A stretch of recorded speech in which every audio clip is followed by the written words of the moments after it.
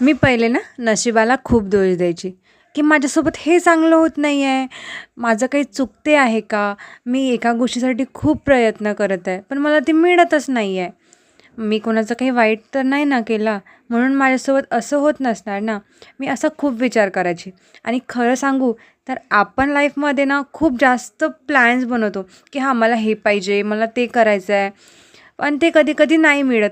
तर तुम्हाला एक सांगते, आत्ता जेव्हा मी मागे वळून बघते ना आणि तुम्ही पण जेव्हा जे गोष्ट होऊन गेल्यावर मागे वळून बघाल, तेव्हा तुम्हाला समजणार, की अरे आपण किती खराब प्लॅन्स बनवतो आणि जे देवानी आपल्यासाठी बनवलेलं आहे ना प्लॅन्स, ते आपल्यासाठी सगळ्यात बेस्ट असतात.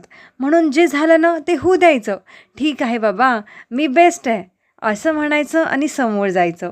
हेच आणि पुढे चालून तुम्ही लक्षात ठेवा, आयुष्यात जे पण होते ना ते चांगलंच होते. कारण की आपण देवाचे लेकरं आहे आणि देव आपल्यासोबत कधीच वाईट करत नाही. आणि जरी देवाने आपल्यासोबत वाईट केलं, तरी ते आपल्या चांगल्यासाठीच केलं आणि असंच असते.